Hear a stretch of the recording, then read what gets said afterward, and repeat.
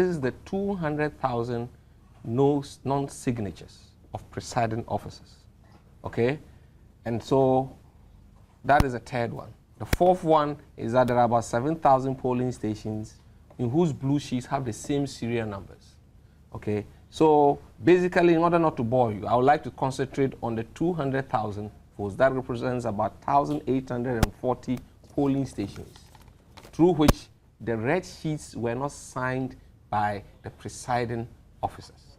Okay. Now, hold on. So exactly what does that mean? Some people have said that yes, there were no signatures. Perhaps the pressure. I heard the principal public relations or public affairs director of the Electoral Commission this morning saying that perhaps it was due to pressure that made the presiding officers forget to sign.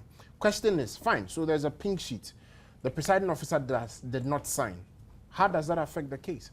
You see, I wonder what the EC talking with double tongue. Because in one of the electoral offenses, the rule is that acts or omissions are electoral offenses. So to come and say that your officer not signing is just pressure. It's no excuse in this matter. The bottom line also is this: when the ballot sheet is brought to the collation center, the number one duty of the returning officer is to vet the red sheet. You get it? He just doesn't go and capture data and transfer. He needs to go through all of it. The procedure to understand that the values or the figures written reconcile. You understand? It's just like telling me that you and I have a joint account and both of us must sign before the check is given out. Okay? You sign your portion and you go and tell the bank that, oh, Asamoah Gyamfi is sick. Oh, you are nice, humble. The bank says, oh, I know you. Since Asamoah Gyamfi is sick, no worry. Then they'll catch the money. If I get to know it, do you think that I'll allow the bank to stay? I'll go back to the bank. Cannot do that. You understand? In the rules, the signature of the presiding officer authenticates the document. Okay? Not that of the agent. Indeed, per the rules, that of the polling agent is inconsequential. Whether you sign or do not sign is inconsequential. The only persons whose signature should be recognized by the returning officer at the collation center is the returning officer. In the returning officer. The returning officer is the one who received the red sheets at the collation center. In other words, that is at the constituency level. Dr. Farijan is a returning officer at the nation, right? Can he tell us that if he did not sign the Gazette document, will it become law? Will it have become law?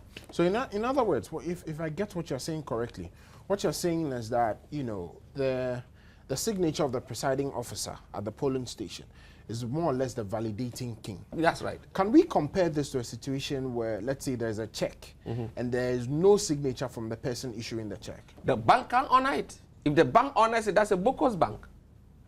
The bank can honor it. Because, for instance, okay, we are business partners. They know us on this standard. We end up to have a party member who is a managing director of a bank. Okay? He knows that we have an account, that we have money there. Okay? And then we give the check to another party member. Like Boabia Samuel says, oh, Asamoah Gyamfi and Nana Kofi is saying that I should come and take 10,000 Ghana cedis. But unfortunately, they're out of Ghana. They sent me a text message. Look at the text message. But this is the, what do you call it? The check leaf. Then the bank says, oh, take the money. Why? Because they know us and they know him? No! The rule is that the check must be signed. Okay? So basically that is it. But you see, the significance of what happened in Savelugu is this. I want us to hold on a bit and deal with an organization like Caucus. Caucus has come out today, uninvited, into this debate, saying that, well, they think that what happened in Savelugu is inconsequential and that it does not affect the results. You see, with all due respect, I think that was it signed by... was the principal public relations officer. Was it out of a meeting they held, or they called him and out of a blue he decided? You understand? Because honestly, the integrity of Caucus is on the line. These are a bunch of people who went out, who took out only 4,500 people, okay, across the country. And all they did is that they stood in a crowd and asked, How much did MPP get? How much did NDC get? They wrote it and texted to their base and claimed that the election was free and fair. Whereas we were talking about polling station by polling station irregularities, they were looking at constituency collation centers. You understand? So right from the word go, they seem not to understand the issues. Now, it's sad for them to make that statement. You know why? Because in the MPP's petition, we were saying that about 1,800 to 840 polling station red sheets were not signed. That was in our petition. In the EC's response was that it was because the officers did not press their hand.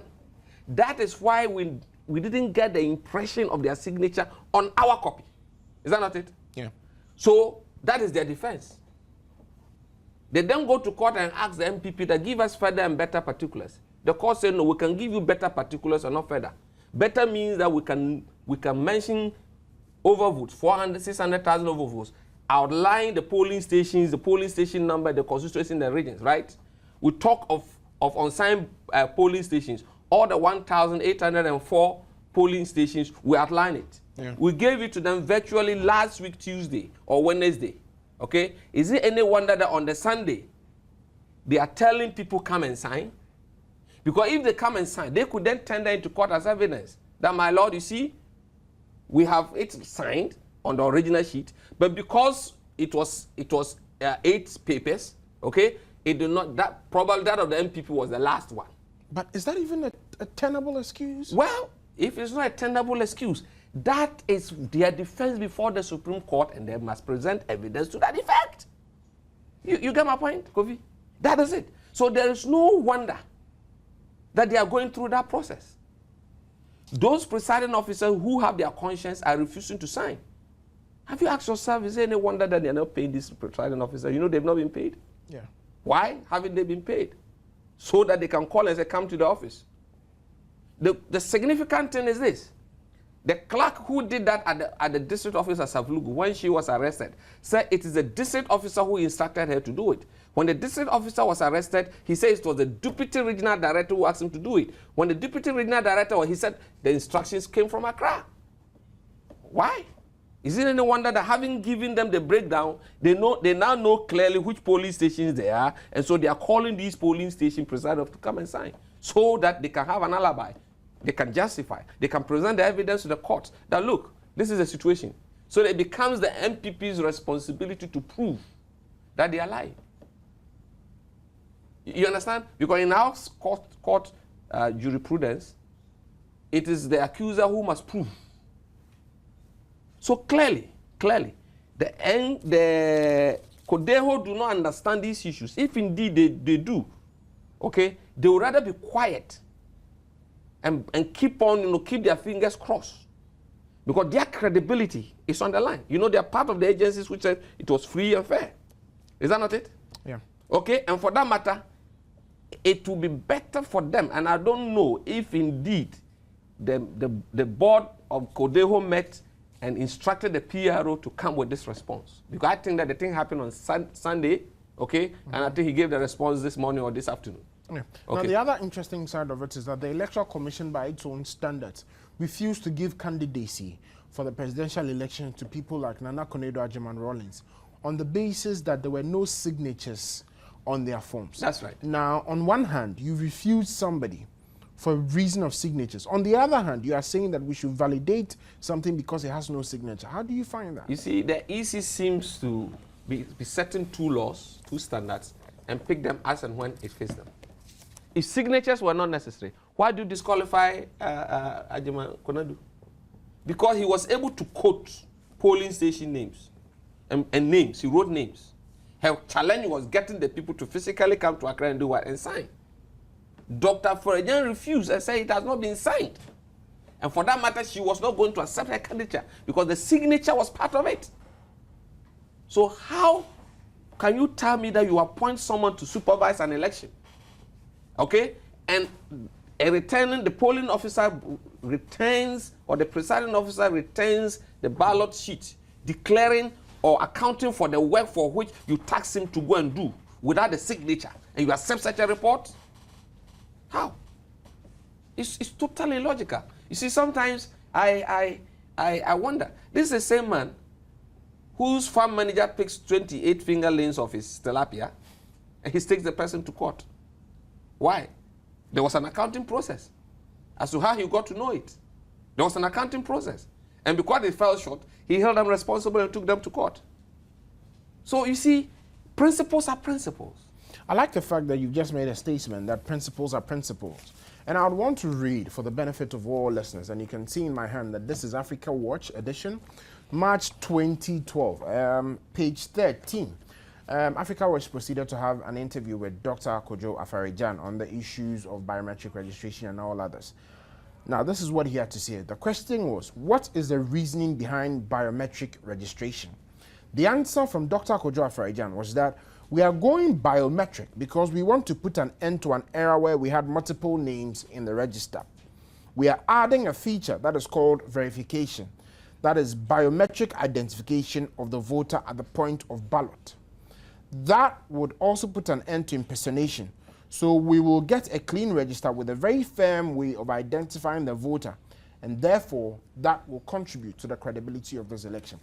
Now, having read this, I'm at a loss as to why there's this argument that if certain people voted without verification, it is normal. There's nothing wrong with that.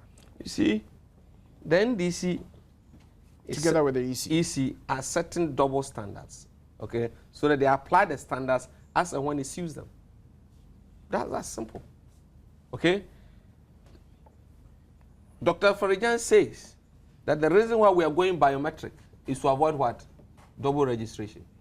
Is that not it? Yeah. In the 500 or 705 names he has, well, you have seen it. Aren't they double registration? Actually, I think that in the 705 names that he brought, when you reduce it because they are double names, and what you find in there is that you find number one, Adjoa Mensah, age 41, who was supposedly registered in Washington. Yeah. You open 4 more pages, you find Adjoa Mensah, age 41, who was supposedly registered in Washington. Now, because there are no pictures of the individuals, it's difficult to tell. But what you can see is that all the details are the same, except one thing. You find that in one, the ID card number will end in 46. 3 pages later, the same person, same details, everything else same, but the ID card number ends in 52. Good. So, is that biometric registration? He has to come and tell us. Or they just went around and picking names. And when you do that, when you cross out the differences, you end up with somewhere around 465 names. Good. So clearly, the purpose for which the so-called biometric registration was done was bogus. Or they did not really go through the proper system of deduplicating and taking out the names. So the objective of the biometric registration to deal with double registration has been defeated. Okay. Today in a country called Ghana, we've had elections, and 2 months afterwards, we are finding it difficult to tell which register was used to conduct that election. We're also finding it difficult to actually verify the credibility of that election. How do we end up here? Think on these as I take my break. Welcome back to Minority Caucus. Today we are discussing the Savelugu scandal. I've been told that we'll also give you a little bit of an opinion on the fuel price increases and whether there's a subsidy or not. But as we went on break, I've been provided with further and better particulars as to exactly what happened in the EC's list. I can tell you for a fact that in The Hague and in Berlin, all the lists that were provided had ghost names, and there were also serious duplications in that. But these are matters before the Supreme Court. We are just saying that really the battle is the Lord's, and the Lord has begun to fight a battle for his people. Let's keep our fingers crossed. But again, coming back to the matter, I have here very, very startling revelations that I'd want to go ahead and read, and then I would ask you to comment on that for me, Mr. Samajemfi. With the issue of overvoting, it has been found that there were 2,137 polling stations that had overvoting alone. And then with the issue of voting without biometric verification, for instance, the details of that could fill 67 pages worth, and we had that in 2,284 polling stations, just 2 of these things. But I've been joined on the line by a colleague from the northern region, precisely Savelugu. Faisal, welcome. Thank you very much, Nana. How are you, Chief? I'm great. And Okay. you? So for you viewers and listeners, Faisal is a research and elections officer of the NPP in the northern region. Faisal, what exactly happened on Sunday? How did you get to hear that there was something going wrong? Thank you very much for the opportunity. Somewhere last week, we had a hint that some electoral commission officers were in the region inviting presiding officers to sign the pink sheet. In fact, we heard of them in Bimbila constituency. So we detailed some of our officers to keep an eye on them and monitor their activities. At the end of the day, the program did not go well, so they dispersed. On Sunday, we take some information that they were inviting, electoral commission officers were inviting presiding officers to a particular house where an officer working with electoral commission, the district office in Savelugu, she was inviting them to her room to sign the pink sheets. So we detailed some of our activists to go over there and see what was happening. They also went and posed as presiding officers. That particular lady called Salama to Osman told them that, asked them their polling station. They mentioned a particular polling station within the district. She quickly went and brought the unsigned pink sheets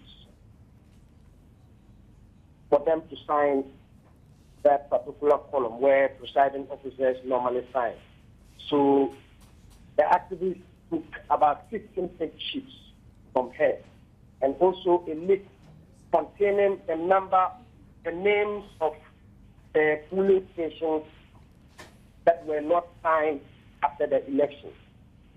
So we quickly dashed to Savelugu to see things for ourselves. So we decided to go over to the police station to report the incident. And also, we decided to take the lady along.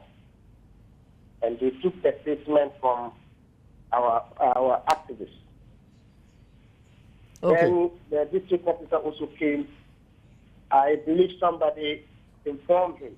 He came over, and then the police also arrested him together with the deputy regional director of electoral commission. So from there, we moved to the regional police headquarters.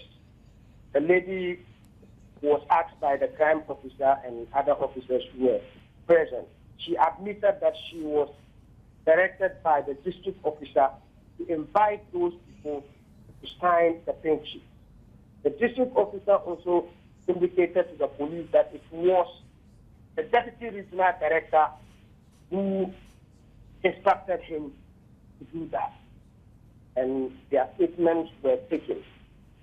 Our worry is that if the Electoral Commission is saying that nothing like that ever happened, because in our petition we indicated that over 1,825 pink sheets were not signed. In their response, they indicated that it was signed, and that because maybe the presiding officers did not press their hands very hard. That was why in those instances you had it not signed. Okay, Faisal, I'll come back. Faisal. Hello? Faisal, can you hear me? Yeah, I can hear you. Okay, I'll come back to that particular matter, but I want us to clear something here. Now, I have heard on several platforms that it is not presiding officers, but it is party agents who are being called to sign. Which is which? Presiding officers or polling stations? It was presiding officers. It was presiding officers. Who work for the Electoral Commission? Who worked for the Electoral Commission in the 2012 elections. And Not...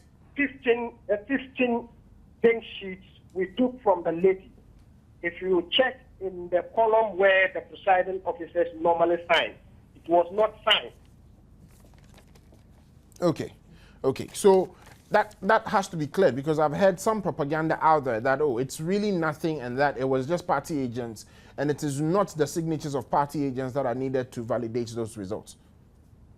Well, what I do know is that I have monitored elections several times, and at the end of elections, in any given polling station, after the party agents sign their portion, the presiding officer who represents the commission at that given polling station, in fact, is more or less like a Farijan in that particular polling station, will also sign his portion to authenticate it. So how come that about 29 polling stations were not signed? Wow. We need answers from the Electoral Commission. Okay. Now, Faisal, I want you to tell us, was there any, violence around all of this? There wasn't any violence. We did not report any violence.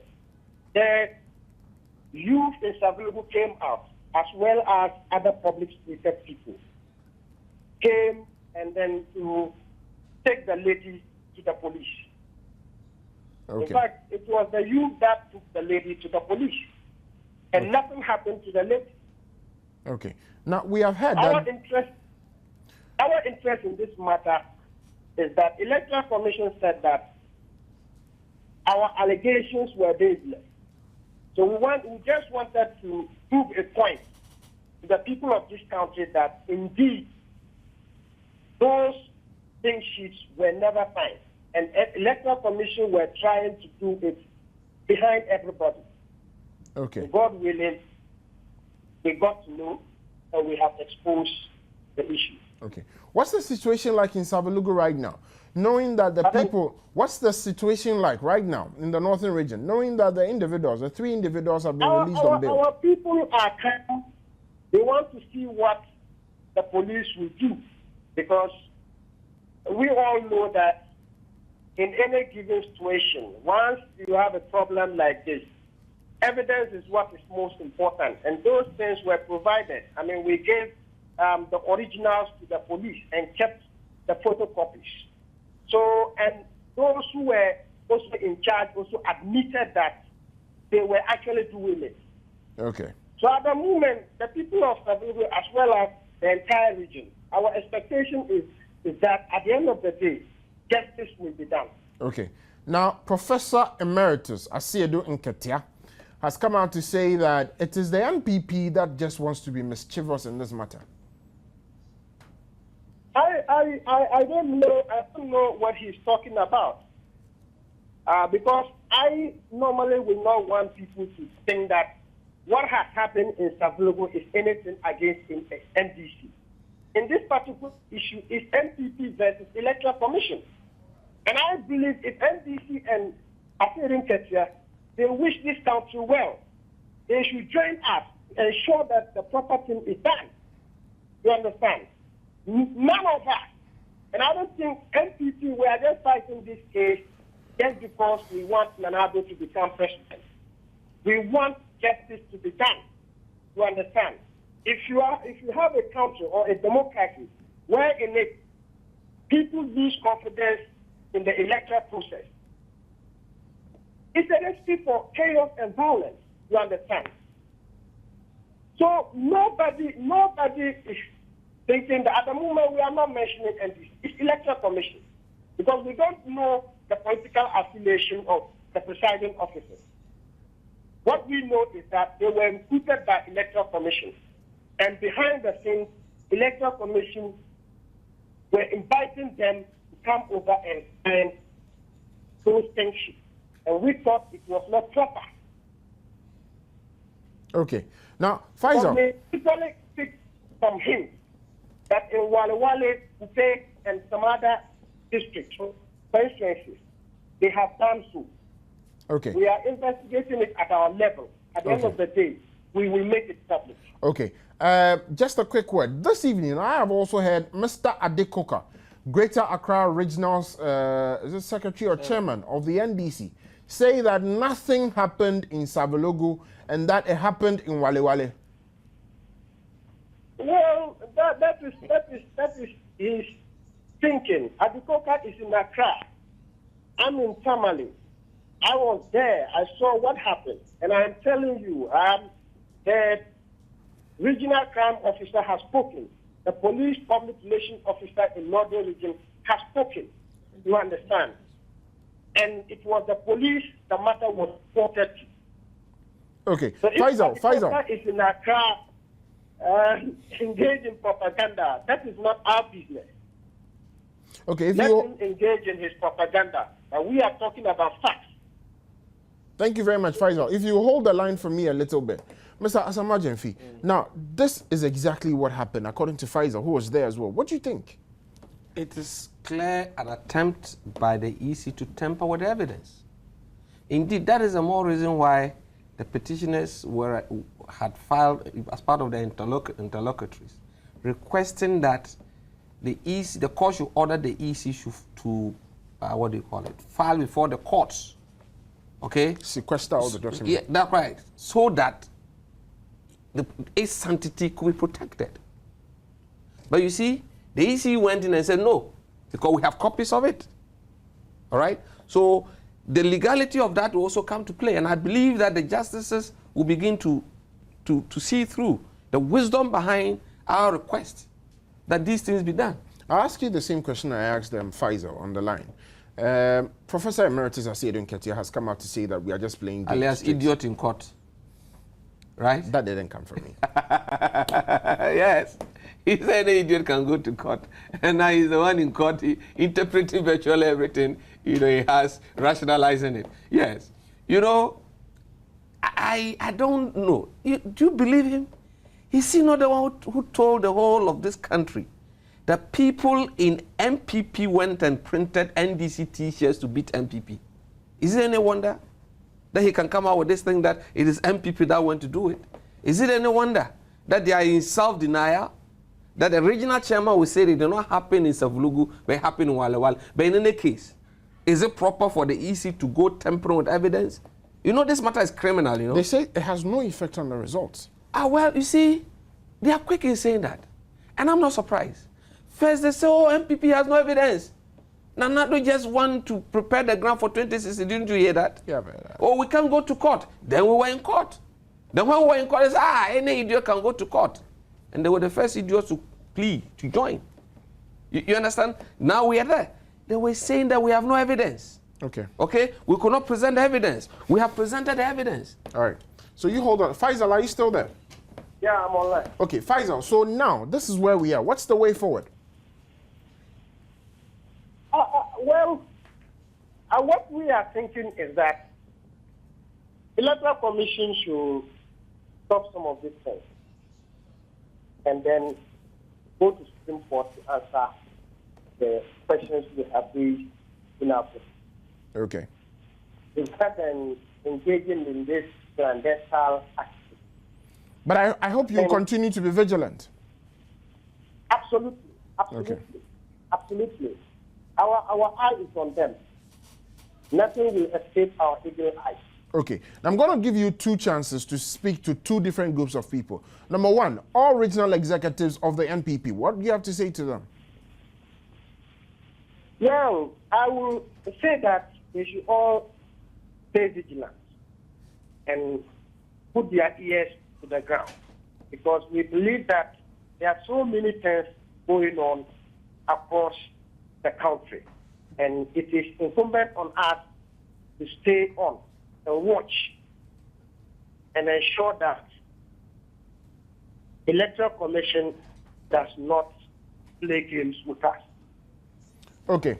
And then finally, talk to Ghanaians, NPP supporters, NDC supporters on this whole thing. What do you have to tell us? Yeah, what I can say is that we all have to stay calm, like I indicated, and be watchful. Because at the end of the day, we are all hoping that justice will be done at the Supreme Court. And we believe that our case is very solid.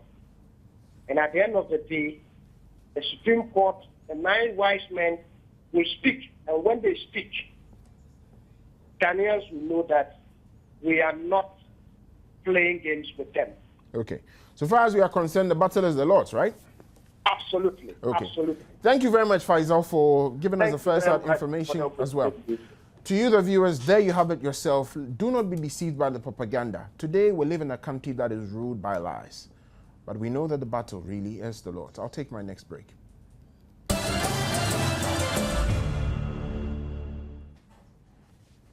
Welcome back to Minority Caucus. Today's show has been very, very interesting, and I'm loving the expose. I believe that Mr. Samuel Jemfi and you at home as well, you're beginning to love the expose. There are several issues concerning the MPP's petition that if we are to deal with all of them now, we will not get to the bottom of this matter. All we have to say with this is that you out there, remain vigilant as well. This matter is not just for the NPP. It's a Ghana issue. Do you want your vote to count? I say, let my vote count. Let yours count as well and remain vigilant. Mr. Samarjemfi, fuel prices have gone up. We are being told that government has taken away some elements of the subsidy. The whole thing is actually shady. What do you think? You see, when I was speaking, I said that the NDC have double standards and double talk. Today, I want to find out where Kwesi Ahoy is. Okay? I want to find out where Kofi Wayo is. And indeed, we all were in this country when CJA held a public forum at Afrikiko with what do you call a big blackboard, trying to let Ghanaians know how wicked President Kufuor was and had imposed 16 various forms of taxes on petroleum, how wicked President Kufuor was, and for that matter, there was nothing called subsidies, okay, on our petroleum, okay? So clearly, these people never believed that there was something called subsidies in the first place. They promised Ghanaians, and Professor Mills was on TV everywhere saying that he is a tax expert, and then when he gets into the office, he was going to introduce policies and programs that will cushion, okay, that will cushion the ordinary Ghanaian. 4 years down the line, the chicken have come home to roost. These same individuals suddenly recognize that there's something called subsidies. But that is a deception. You know why? Like it is said, if I buy something for 10 cedis and I come and give it to you for 6 cedis, it means I'm subsidizing 4 cedis because the cost of the importation, okay, was 10 cedis. In the current case, that is not it. They are quick in saying that in 1998, we were out there saying that a gallon of petrol, can you buy it? Yes, because as at that time, a barrel of crude was sold for less than $20 a barrel. You understand? But the reality was that year in, year out, by the second week in February or March, when the Minister of Finance is reading the budget, petroleum prices were increasing. Okay. Now, I just want for you to hold on at this moment, and I'll announce the phone lines for our viewers as well to join this discussion. The telephone lines are 030-2211-701 through to 4. I repeat, 030-2211-701 through to 4. Thank you. The text lines as always remain 1760. So the argument then was that the increment of prices was as a result of mismanagement of our economy. That was the argument. When we came into office 2001, petroleum price has increased from about $25 a barrel to $38. So the cost of price increment was as a result of the increment on the world market. Now, fast forward it now, okay? The price of crude Akufuor's era was $147 a barrel. Petrol was being sold for less than 5 cedis a gallon. You now have 100, the price is between 111 and 120. Okay? And the government is selling us that they are selling it at 9 cedis, 25 pesos. Okay. Mr. Samarjemfi, if you can hold on a minute for me. I have Kamal, the NPP communications team head in Wale Wale. Kamal, are you on the line? Yeah, I'm on the line. Okay. Good evening, sir. Hello? Kamal, good evening. Yeah, good evening. Okay, so I heard you have something to tell us.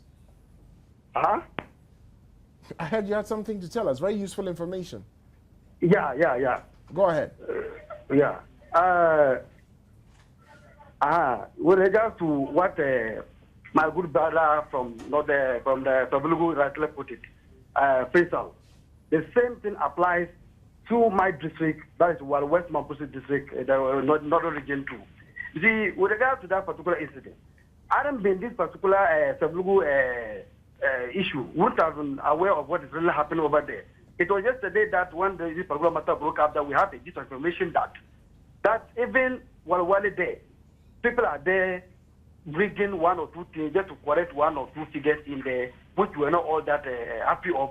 So I took my time to see how best I can interrogate into the matter, and I found that I had 5 solid returning officers who have been forced to recount and sign some pink sheets.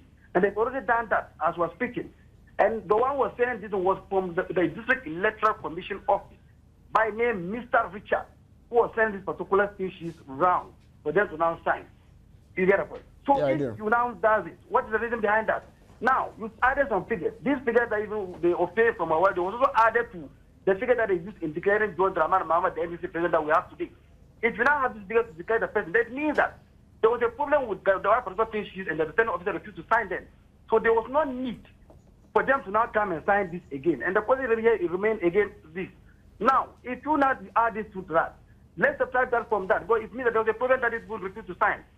You get a point? Yeah, I do. So with that particular incident, then so we are trying to see how best we can come up with the names of the police stations, the PIN codes, and the serial numbers to this, and after which, then we'll not come out with a press statement to this effect. So we need to get all that and sit down and calculate whatever thought that we've arrived with, and then we'll now put it out there. Okay. And it's good to let the public to know that the person is the law, and whatever thought that is due for us, we must make sure that the whole thing will come out. And nothing again that can happen there. And I'm sure the general public that really see that we found ourselves in the West Maputo district in Wawale Day.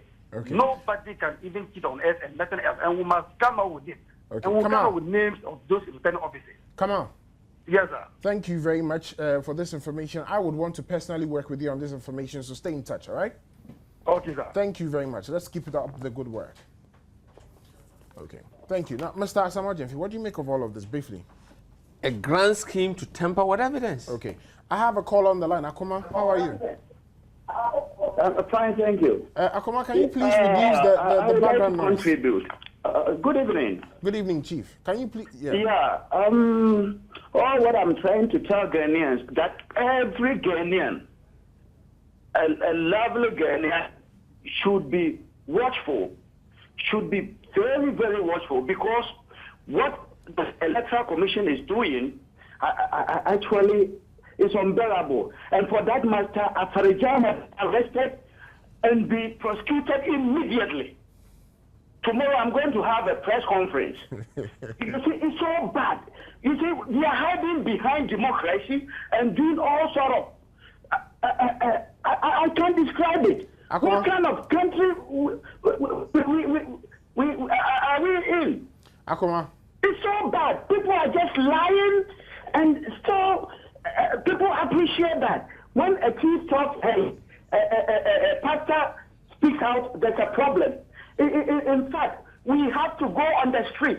Akuma, thank you very much, but unfortunately, I have to move on. Abubakar, welcome. Thank you. Can you please turn down the volume on your television set, and let's make this quick. Okay. Thank you very much. Is it okay? Yeah, it is. Yeah. So I want to ask you about you communicate with Jason. The result that Afarjan replied for outside registered 705. Yes. But you said the two names. One is what? The first name and then the third name. Double registration. No, what I'm saying is that double registration. Yeah. What we're actually saying is that on the list that the Electoral Commission presented to us in answer to the request for further and better particulars, what you find is that there are some names that are repeated throughout, duplication, and there are also some ghost names. Now, what you find is that the same details are present in everything, just that when it comes to the voter ID card number, you find in the first instance something like ending in 46, and then you go 4 or 5 pages later, and you find out that the same name, same details, voter ID card number has changed from 46 to 52. We shouldn't worry ourselves. Ghanaians shouldn't worry. They should get Afarjan because he's a thief. Thank you very much. That is a very simple and succinct statement. Mr. Asamoah, I have to run. 30 seconds. You see, clearly, clearly, the EC is entering, or what do you call it, and indulging in grand schemes to falsify figures. But there is forensic analysis now, that if I should put a pen on a paper today, and tomorrow I should write, just by putting on a scanner, the scanner by color tone can determine what was written first and what was written days after. Okay. So what they are doing, they are messing themselves up. Okay. In 1972, in America, there was a Watergate scandal. President Nixon was actually indicted of this, not because of the crime that he committed, but because of the several attempts to cover up. Today in Ghana, those of you that want to cover up, I am telling you straight, if you do love your life, don't cover up. Don't do that, because you may just end up in prison just because you wanted to cover up. My name is Nana Kofi Opondam. I've been discussing the issues with Mr. Asamoah Gyamfi right here in the studios. For us in the MPP, we continue to say that the battle indeed is the Lord's, and the Lord is continuing to expose the guilty ones. We thank you.